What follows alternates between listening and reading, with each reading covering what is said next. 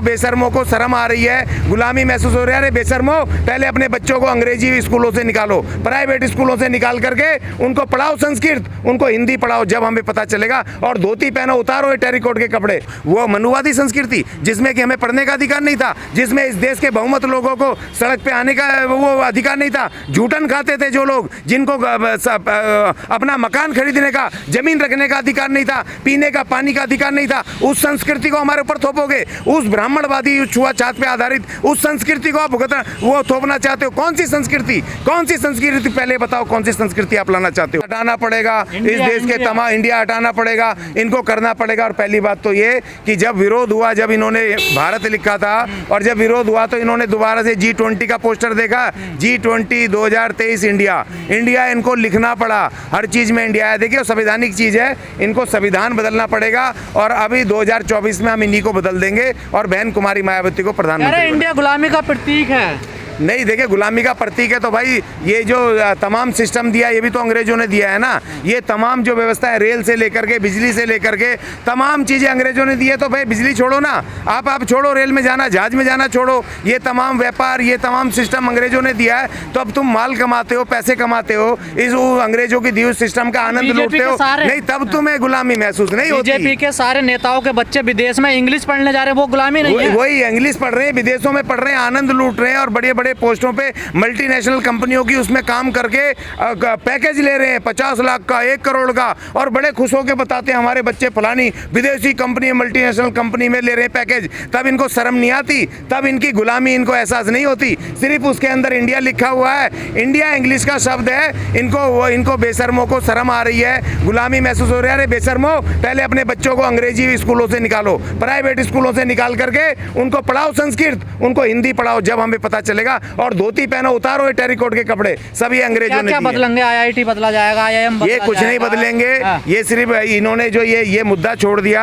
आप देखिए 4 दिन इन्होंने शांतिपूर्वक तरीके से G20 का अपना कर लिया, पूरे गरीबों को इन्होंने बाईपास करा, मुद्दों से भटका दिया ध्यान, और सब लोग इंडिया वर्सेस उसमें रह गए। और देखो दूसरी बात ये, जब ये आ रहे थे 2014 में, इनके स्टेटमेंट थे पाकिस्तान वर्सेस भारत इंडिया हो रहा था, पाकिस्तान के विरुद्ध हो रहा था। अब ये 10 साल बाद आके पाकिस्तान तो भूल गए, अब ये इंडिया वर्सेस भारत कर दिया इन्होंने। अपने ही देश के नामों के विरुद्ध ही लड़ने लग गए। इनको अब पाकिस्तान भूल गए, याद नहीं आ रहा है, चाइना इनको याद नहीं आ रहा है, अब इनको याद क्या आ रहा है, सिर्फ भारत वर्सेस इंडिया। अब अपने ही देश के नाम के विरुद्ध ये काम, ये इस तरह की षड्यंत्र कर रहे हैं। भारत की संस्कृति को स्थापित किया जा रहा है दोबारा से। नहीं, कैसी बात की संस्कृति? हमारी कौन सी संस्कृति है?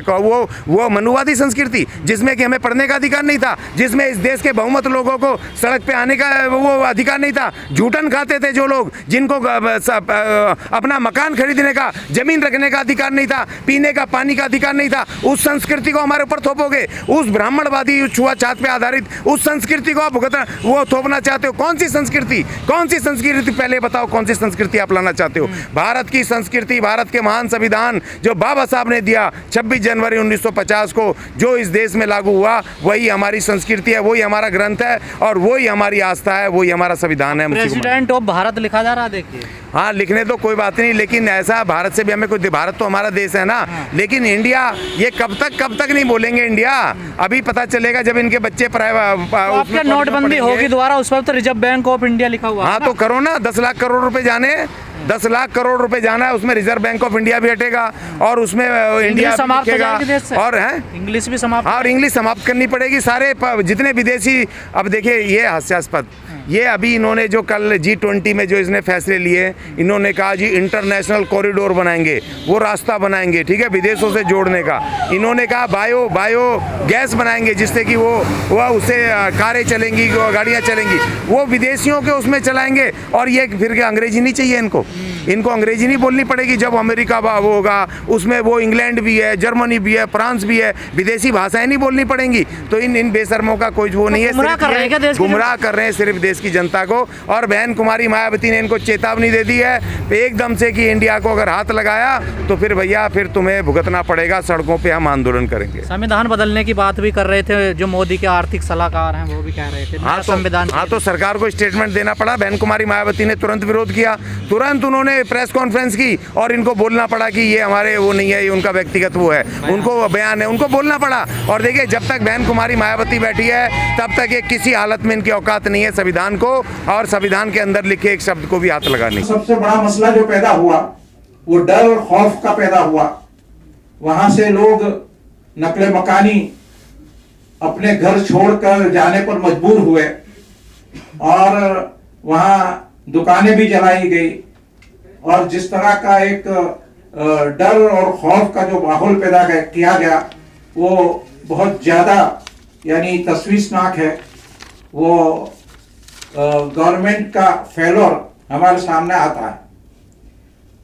फिर एक बात ये भी वहां मुलाकातों के जरिए हमारे सामने आई कि पुलिस की जो यानी ऊपर वाले जो पुलिस के डिपार्टमेंट के जो अफसर हैं और पुलिस डिपार्टमेंट का जो नीचे का अमला है उनके बीच का कोऑर्डिनेशन भी बहुत ठीक नहीं हुआ, ये भी हमारे सामने आया है।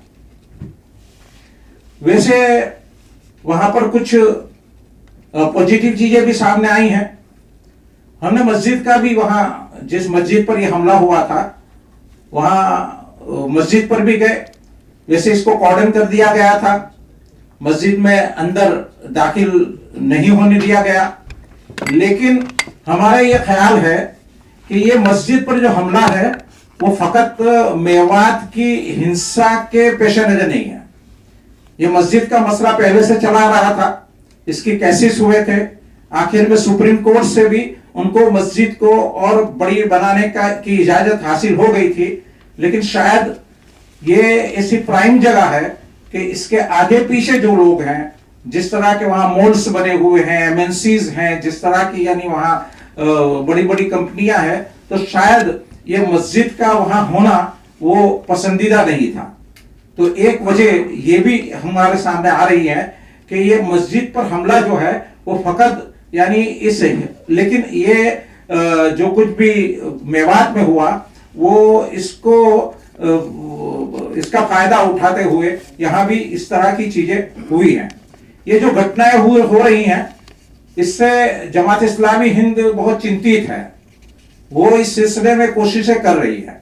आमतौर पर ऐसी जब भी घटनाएं होती हैं जमात कोशिश करती है कि शांति कायम हो, एक दूसरे के अंदर विश्वास पैदा हो, और इस तरह प्रशासन पर भी हम यानी जोर देते हैं कि प्रशासन की भी जिम्मेदारी है कि हालात को साजगार किया जाए।